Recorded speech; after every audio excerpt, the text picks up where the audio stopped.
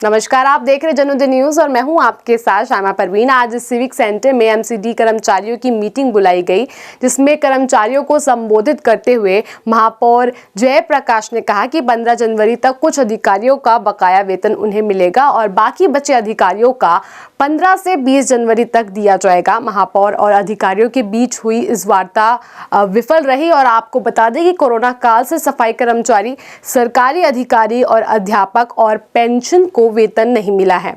कल की इस मीटिंग के बाद अधिकारियों ने काफी हंगामा किया और हड़ताल पर जाने की बात की। जब हमारी संवाददाता आशा शर्मा ने जयप्रकाश से बात की तो देखिए क्या हुआ। कल से दिल्ली में क्या होगा? सारे कार्य बंद होंगे। कल से दिल्ली में क्या होगा? सारे कार्य बंद होंगे। कल से दिल्ली में क्या होगा?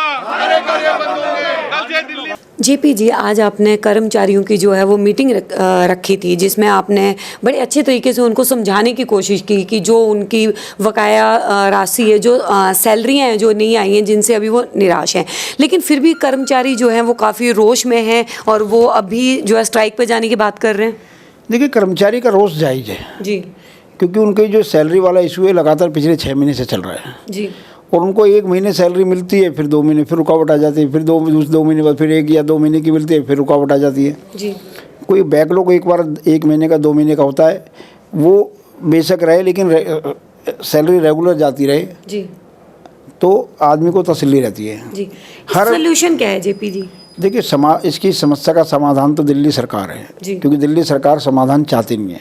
और जो आज कर्मचारी शोर मचा के कह रहे हैं, मैंने 13 दिन मुख्यमंत्री के घर के बाहर ये बात शोर मचा के गई कि निगम का कर्मी कभी भी स्ट्राइक पे चला जाएगा। निगम का कर्मी जो 70,000 सफाई कर्मी, अगर वो हड़ताल पे चले गए तो शहर अस्त व्यस्त हो जाएगा।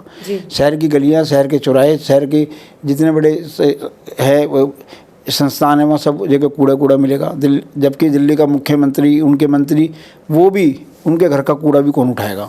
जी। लेकिन दिल्ली सरकार के कान पे जूं नहीं रेंगती।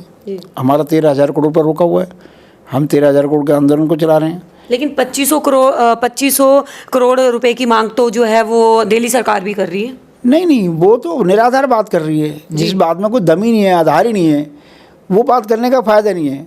सेंटर स्टेट को देता है, स्टेट का काम निगमों को पैसा देना है। निगम कभी स्टेट को वापस पैसा नहीं देता, कभी भी, कोई इस तरह का कुछ है ही नहीं जी। और कुछ होता भी है तो वो ट्रांजैक्शन समय पे होती हैं जी। और वो 2457 की जो करोड़ की जो बात कर रहे हैं, वो तो कहीं लेन देन हुआ ही नहीं है जी। वो तो सिर्फ दिल्ली की जनता की आंखों में धूल झोंकने वाला विषय है। लेकिन पिछले दिनों में जेपी जी ये देखा जा रहा है कि बीजेपी जो सरकार है उसको विपक्ष की पार्टियों ने काफ़ी नीचे तक जो है वो गिरा दिया है, आरोप प्रत्यारोप। अगर मैं हालांकि बात करूँ 2 दिन पहले की, जो चांदनी चौक में हनुमान मंदिर को तोड़ने की बात हुई, उसमें तो सीधे तौर पे आम आदमी पार्टी और बीजेपी सरकार जो है एक दूसरे के सामने आए हैं। नहीं, बिल्कुल ठीक है। चांदनी चौक में जो रीडेवलपमेंट हो रहा है वो कर कौन रहा है? वो प्रोजेक्ट किसका है जी? जिसका प्रोजेक्ट है उसी ने मंदिर को हटाया है जी। वो प्रोजेक्ट दिल्ली सरकार का है। लेकिन केजरीवाल सरकार ये कह रही है कि केजरीवाल सरकार, जिसका नाम आम आदमी पार्टी है, उसका नाम आरोप आदमी पार्टी है। वो झूठे आरोप लगाना, झूठी बात कहना और सफाई से कहना, ये उनकी आदत हो गई है जी। जब वहाँ पर रीडेवलपमेंट शहजादा बोर्ड कर रहा है, दिल्ली सरकार के वो अंडर आता है, दिल्ली सरकार का सारा उसमें बजट लग रहा है, उसका शिलान्यास दिल्ली सरकार ने किया, उसका उद्घाटन दिल्ली के मुख्यमंत्री करने के लिए आतुर हैं। वहाँ से विधायक आम आदमी पार्टी के, वहाँ से बगल के विधायक आम आदमी पार्टी के, वो दिल्ली सरकार में मंत्री हैं। वहाँ का जोन चेयरमैन जो है निगम का, वो आम आदमी पार्टी का है। सारा जोन पर कब्जा आम आदमी पार्टी का है। तो ये आम आदमी पार्टी की साजिश है, धार्मिक स्थलों को तोड़ो और निगम का नाम लगाओ। निगम के पास अपना कोई राइट नहीं है।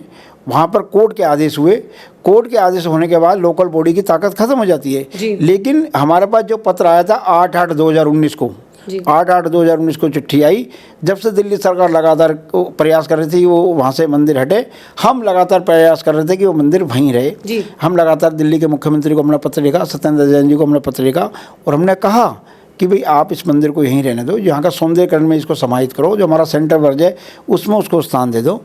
जेपी जी, क्या ये सच है कि उस मंदिर के साथ साथ जो है शीशगंज गुरुद्वारे का जो प्याऊ था वो भी बीच में था, लेकिन सिखों के डर से या सिखों के रोष की वजह से जो है ना उसको नहीं तोड़ा गया, लेकिन हिंदुओं की जो संपदा है उनको खत्म किया जा रहा है? क्योंकि अभी पिछले दिनों देखा गया है हिंदुओं की जो मूर्तियों को तोड़ा जाता है, उनकी खंडित किया जाता है, तो ये सब क्या है, ये कौन कर रहा है? ये सब दिल्ली सरकार तुष्टीकरण की राजनीति कर रही है जी।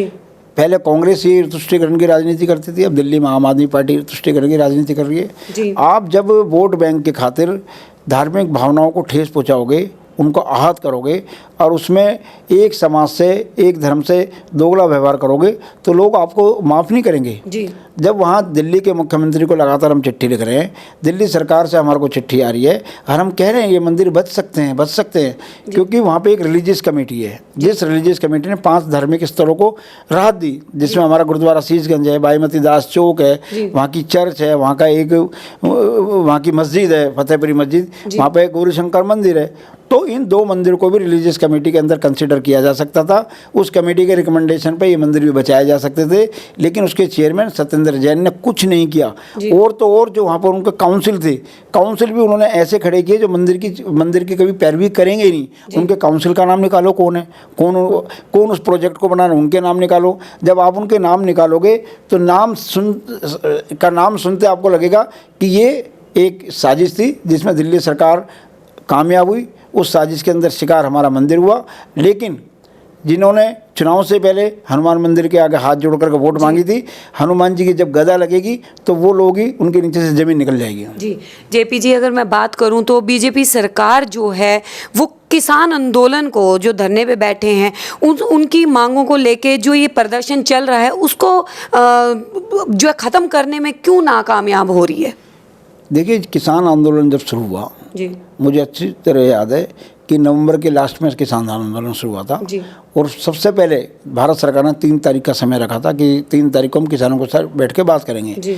लेकिन किसान, क्योंकि हमारा देश का एक कृषक है और हमारा देश कृषि प्रधान देश है, सरकार ने गंभीरता दिखाते हुए जो मीटिंग 3 तारीख को होनी थी उसको 1 तारीख को मीटिंग किया, प्री मीटिंग की, किसानों को बुलाया, उनके प्रतिनिधियों के साथ बैठे और जब से लेके अब तक 4 तारीख तक लगभग 8 या 9 बार वो बैठ चुके हैं। तो दिल्ली तो भारत सरकार तो गंभीर है, भारत सरकार तो चाहती है उनकी समस्याओं का समाधान हो, भारत सरकार तो चाहती है किसानों की MSP खत्म ना हो, उनकी मंडियाँ खत्म ना हो, उनकी आय दुगनी हो। लेकिन उसके अंदर किसान आंदोलन के अंदर कुछ लोग अपना स्वार्थ साध रहे हैं, उसके कारण से वो किसानों को बरगला रहे हैं। तो हमारा भोला भाला किसान जो देश का अन्नदाता है, जो मेहनत करके पूरे देश का पेट भरता है, उनको जो बरगलाने का काम कर रहे हैं, आने वाले समय में उनको भी इसका सबक मिलेगा। भारत सरकार हमेशा किसानों के साथ थी, किसानों के साथ है और किसानों की आय दुगनी हो, किसानों को मूलभूत सुविधाएं मिले, किसानों की कृषि खराब ना हो, किसानों के लिए फसल बीमा कौन लेकर का है, किसानों के लिए सॉइल बीमा कौन लेकर का है, किसान अपनी फसल को कहीं बेच सके वो कौन लेकर आया, किसान रेल किसने चलाई, कहीं से भी आप बैठो और कहीं भी अपनी मंडी में जाकर भी क्या, ये सारे काम कर कौन रहा है? मोदी सरकार कर रही है, देश के माननीय प्रधानमंत्री जी कर रहे हैं। लेकिन ये जो जितने विपक्षी दल है, जो एक छोटे छोटे झुंड के रूप में इकट्ठे हो गए हैं, जो चाहते हैं कि देश अस्वस्थ हो, उनकी मंशा कभी भी कामयाब नहीं होगी और भारत फिर आगे बढ़ेगा। और उस भारत को आगे बढ़ाने में हमारे किसानों का महत्वपूर्ण रोल है और रहेगा, और वो फिर देश को आगे बढ़ाने में अपना महत्वपूर्ण रोल अदा करेंगे। जी, बहुत बहुत धन्यवाद जेपी जी।